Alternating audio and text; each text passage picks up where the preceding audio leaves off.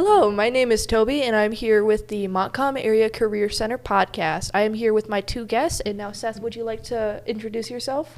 Yeah, my name is Seth Thomas Sutton. I am the department chair for the Arts and Humanities Department at Montcalm Community College. Alrighty, and would you like to introduce yourself? Yes, my name is Tore Skogset, and I'm one of the counselors at MCC, but I also teach the history of rock and roll. Alrighty, and today we're talking about the subject of music and its history throughout pop culture. And so my first question for you both is, how has culture changed the music industry throughout the years? I think probably the biggest change in the music industry that has been started by culture essentially is the fact that it is so much easier to get a hold of culture now than what it ever was. I think when you start looking back at the early days of any kind of industry related to music outside of the local or smaller community things, because you always had community orchestras, you had community musicians that played locally. If you think back to the great American music forms like the rock and jazz, the scenes were very regional, and go further back to blues. The scenes were very, very regional in the beginning. And it wasn't until you started recording and people started having the chance to have record players in their homes that you started spreading it a little bit more. Obviously, radio was a big part. I can't underestimate radio in this either. But it's really gone in that sense. It's gone from being a localized scene that is grown and expanded, and now over the last 10, 15 years in particular, when we all have our cell phones with access to just about any kind of music, any kind of culture that's ever been recorded and released, it's all in our pockets, and that's really changing the music industry as well. That's really has put the music industry quite upside down more recently. So how do you think the messaging inside of music has changed since we've gotten more access to other cultures? Well, it's an interesting question to try to answer. I think it's a challenging one to try to answer because I think it depends on what you listen for. I think the key thing with messaging is that you can find just about any kind of message that you want, what you look for. If you look more at the popular culture, you see a lot of messaging that is strictly let's find the best way to communicate something that will sell as many records as possible. It's to me, for a lot of that is more the mass-produced material where messaging is secondary, if not even further behind. But if you start looking a little bit broader, a little bit deeper, there's a lot of good messaging out there. It's a question of where you look. But it's harder to penetrate with messages now than what it ever was before. If you want to go back to the late 60s into the 70s and even 80s, there was a lot more control over what people heard in terms of artists that had a chance to come up with those messages. Now, because everything is available, getting through, you have to cut through so much more noise. And in the 70s and 80s, once an artist broke through, they could use that platform quite significantly and bring the messages that they wanted to get through very, very easily. You have some that do that now as well.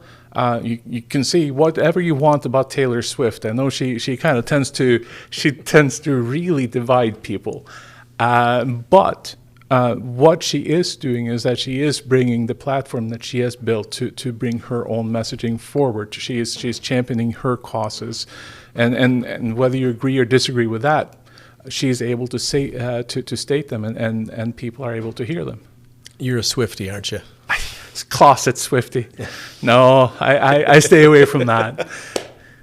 All right, well, thank you for that insight. Was there anything you wanted to add on top of that? I think how culture has changed music, it always has been, and it always will be a form of communication. And we're talking specifically about pop culture. So the idea that we are looking at more of an isolated social group that has these messages.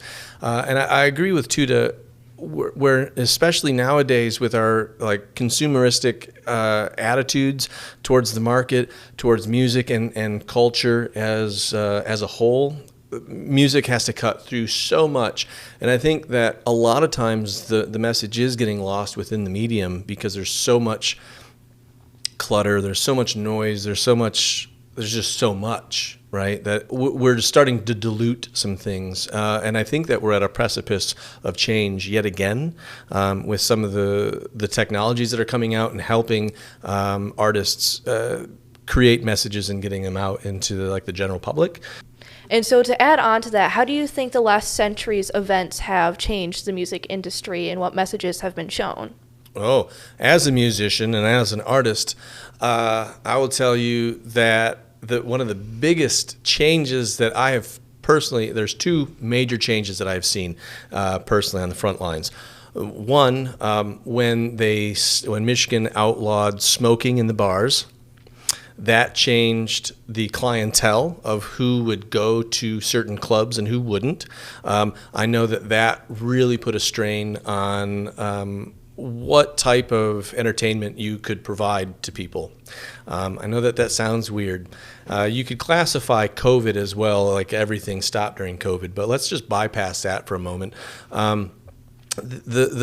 The big thing was iTunes. And I know we could talk about Napster, maybe that's before your time, but the idea that you no longer bought an entire album. It used to be a band would record an album, and they would save up the money, or they'd have a record label, they'd front them the money, but they would have an actual project, and the album artwork was incorporated in that project, and the band would go out and tour behind that thing. Now, what the artist gets, personal experience, on Pandora or on Spotify, whenever I have one of my songs played and somebody likes it or buys that song for 99 cents, I get 0.001 cent on the dollar for that purchase. It all goes into convenience fees and label costs and all of the other people that have their fingers in the kitty, right? Then all of a sudden now we have karaoke or these other technologies where they can just hit play and the bar or the club can just spin music, right, without having to pay a live band. And when they say, well, for like a 3-4 hour set, it's going to cost X amount of dollars, the club owner can say, well, for $50, I can just have somebody push play on a CD, like on a playlist, and it completely undercuts the ability for local musicians to break through that. So I think those are the biggest things in a negative way. Well, I was just going to say that, the one thing that is positive with that, having everything at your fingertips, is that you have everything at your fingertips. You don't have to search for things. But I think something has been lost with that, because I think for myself, looking back at hearing about a record that was supposed to be getting released, and you heard about it through word of mouth or reading about it in the music newspaper, which is just about obsolete these days. Newspaper. I know. And then having to search that album out. I remember trawling Meyer. This is not that long ago. It's been, it is now, but it doesn't feel that long ago. I am old. That is correct, Seth. I think just waiting for an album to be released on the day it was supposed to be released and realize that, no, that one is slightly too obscure for Meyer, so they won't get it. So you have to look elsewhere for it. Those things, they made any kind of music release an event, and I think that's kind of, now that is lost a little bit more. And just as a fun fact, if you'd like to have any of your viewers, if they're interested in these conversations, a graphic artist by the name of Paula Shear is really the forefront of album artwork, and you'll see her work beginning in the early 60s with Boston, and coming through and doing Springsteen, where album artwork became almost more important in some cases than the music. Thelonious Monk, she was a really big artist with Thelonious Monk, and some of his album artwork is just absolutely amazing, almost better than the music itself. But just as a side note, sorry. And just almost, because can't go wrong with Monk. I know, I'm just saying, but the album artwork is pretty sweet. And so my last question for you two is, do you think music has positively overall affected our community? That's a loaded question. Coming from a social scientist community. That's an interesting word to try to unpack. Has music influenced our community?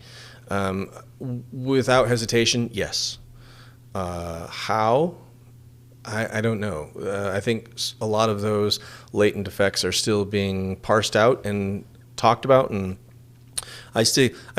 just for the fact that why I can't answer that question is the reason why Tuda teaches the history of rock and roll, because we are still asking those questions on what has music done? Has it improved culture? Has it not improved culture? In some ways, I think that those are open-ended questions. You have to look at the message. Who's saying the message? Who is the message intended for? Is the music that you're listening to propaganda? Lee Greenwood, right? Proud to be an American.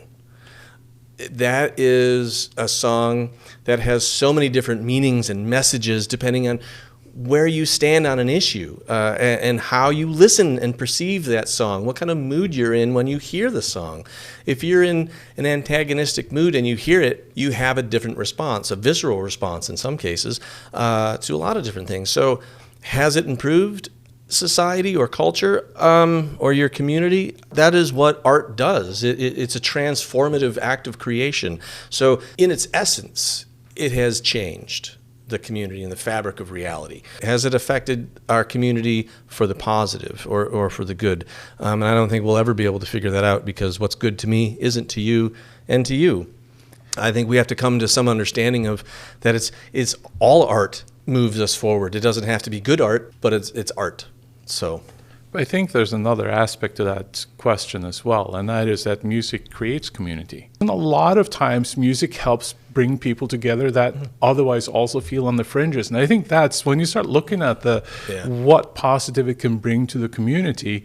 I think the fact that it brings community and brings a sense of unity for people, there's something to gather around with music. Yeah. Now, you may not like some of the music that people are gathering around. You may not even like the people gathering around there. That's fair. But they have a place that they call home. And to me, that's kind of, that's the key with music. That's what I think is the most important part about rock music. That's right. It bridges so many different cultural divides. I don't have to speak your language, quite literally in some cases, to appreciate the art and the message which you're producing, and I think in that way, Tuda's absolutely right. It inherently fosters a sense of community. It's magical. And one of the most fun things I do in the history of rock and roll, I just want to put that out there, is a very, very, very last lesson or a very last lecture piece for it is a world tour where we really go around the world and we explore rock music all over the world, from the US down to Brazil, over to New Zealand, Australia, China, Mongolia, so forth. We really look at how different cultures also brought their culture into what we consider the more American rock and roll culture. Yeah. All right. Well, thank you for sharing these insights on how music has affected community and how it's evolved over the years. It's been really helpful to show how community is maintained by these social arts. Yeah, you're very welcome. Thank you for asking us. Okay. Alrighty, and once again, this has been Toby from the MACC Podcast, informing you all on how music and pop culture has affected our communities. Thank you for joining us.